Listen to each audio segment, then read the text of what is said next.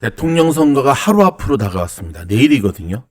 여러분, 만약에 말입니다. 자, 만약 가정법 만약에 해리스가 선거에서 이긴다면 테슬라 주가는 폭락할까요? 오늘 그것에 대한 이야기를 좀 나눠보려고 하는데요. 자, 이 영상을 만드는 시간이 11월 4일입니다. 지금 오늘 테슬라 6일째 빠졌거든요. 마이너스 2.47% 마무리가 됐지만, 자, 애프터장에서는 조금 반등이 들어오는 모양새를 보여주고 있는데요. 자, 흥미로운 리포트가 일단 나왔기 때문에 한번 요거 살펴보고, 그 다음에 미주노의 뷰도 함께 살펴보도록 하겠습니다. 자, 제목 그대로입니다. 만약에 해리스가 이기면 일론 머스크의 테슬라 주가는 폭락할까요에 대한 건데요. 자, 여기 보면 그동안 미주노에서 계속해서 다루었던 이야기들을 하고 있습니다. 여러분 아시다시피 사실 일론 머스크와 트럼프는 사이가 그닥 좋은 사이는 아니었거든요. 어찌 보면 좀 성향이 비슷하잖아요. 똘끼도 좀 있고 으르렁거리고. 근데 언젠가부터 이 둘이 친해졌습니다. 정확하게 말하면 일론이 트럼프의 손을 잡아준 거죠. 그렇다면 그 이유가 무엇일까요?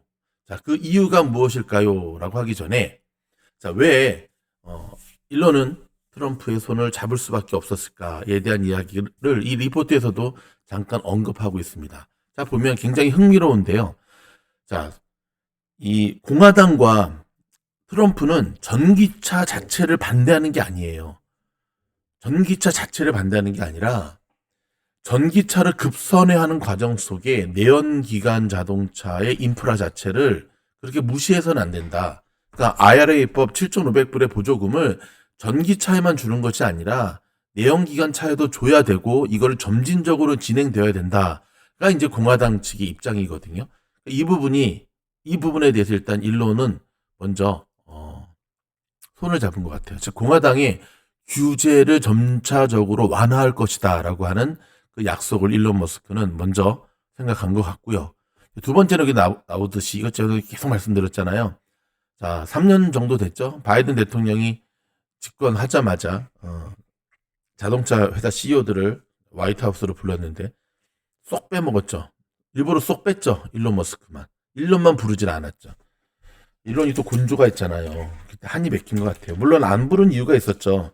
그때 미국과 중국이 줄다리기 속에서 자꾸 양다리 치니까 일명 일론 길들이기 차원에서 안 부른 거였는데 돌이켜보면 뼈아픈 실수였죠. 불렀어야 되는 거죠. 그렇죠? 만약에 여러분 일론이 공화당의 트럼프가 아니라 해리스 쪽으로 붙었다고 한다면 이번 선거는 게임 끝나지 않았을까요?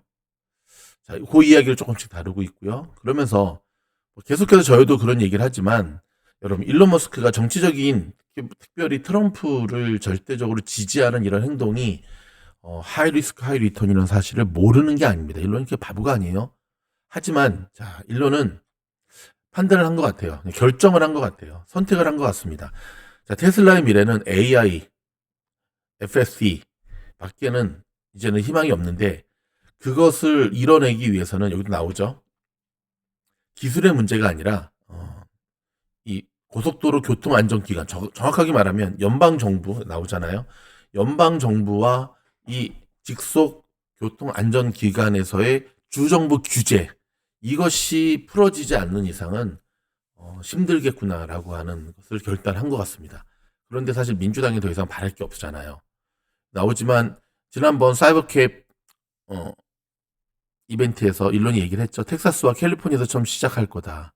여러분 아시다시피 근데 지금 일론이 이야기하는 것은 그냥 지금 구글의 웨이모처럼 그렇게 시범 운행으로 끝나려고 하는 게 아니잖아요. 일론이 갖고 있는 머스크가 갖고 있는 그림은 굉장히 큰 그림이지 않습니까? 결국 초이스가 없었던 거죠. 민주당에는 더 이상 바랄 게 없고, 그렇죠? 그래서 아마 여기에 대한 모종의 그래서 이제 트럼프가 자기가 되면 일론 머스크를 이제 규제혁신위원장으로 삼겠다라고 하는 게 사실은 말이 그렇지 요거에 대한 약속을 한 거라고도 볼 수가 있거든요. 이런 측에서 요구를 했겠죠. 자, 그러면서 이제 계속해서 하는 이야기가 요건 나온 여기죠. 그렇죠? 딱 보면 자, 현재 여러분 미국의 교통안전기관에서는 페달이 없거나 여기 나오죠. 사이버캡처럼 페달이 없거나 이 핸들이 없는 것, 그 다음에 브레이크 이런 제동 장치가 없는 것을 허락하고 있지가 않습니다. 허락하고 있지가 않거든요. 사실 이 부분이 아까도 말씀드렸듯이 테슬라의 기술 혁신과 정부 규제 차이에는 좀 다른 영역이다라는 게 결정이 나는 건데, 자, 그렇다면 이 리포트의 핵심인 과연 해리스가 대통령이 되면 트럼프가 떨어지면 테슬라 주가는 폭락할 것인가? 이 밑에 두 번째 패러그래프죠. 그대로 나옵니다. 자, 이 리포트의 결론은 즉각적인 영향은 없을 것이다.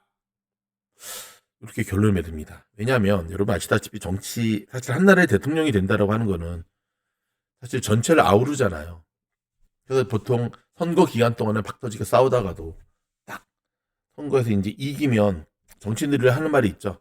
자, 그동안의 싸움에 이런 것들은 다 뒤로 있고 이제 하나 되어 힘을 합쳐서 새로운 국가를 건설해 갑시다. 늘 대통령들이, 정치인들이 하는 얘기 아닙니까? 한국의 그 윤모 씨 빼고는 걔 그 친구만 계속, 친구도 아니죠.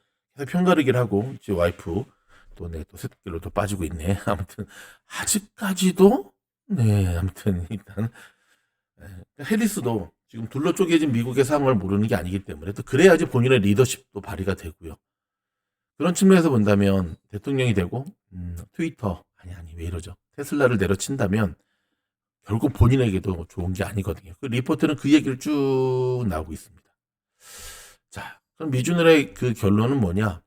저도 비슷하게 생각합니다. 단기적으로는 좀 하락은 있을 거예요. 왜냐하면 테슬라가 이 트럼프의 지지율 상승과 함께 올라갔다는 것을 부인할 수는 없으니까요.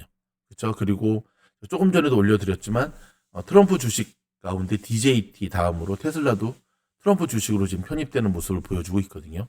그럼에도 불구하고 트럼프가 대통령이 안 되더라도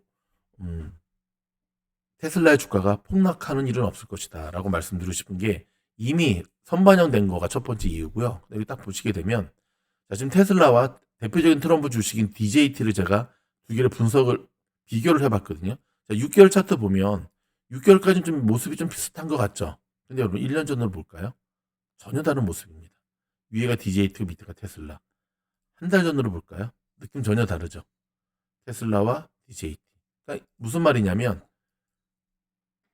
연동성이 별로, 싱크로율이 별로 없다는 얘기죠. 그렇죠? 요까지가 저희가 내린 결론입니다.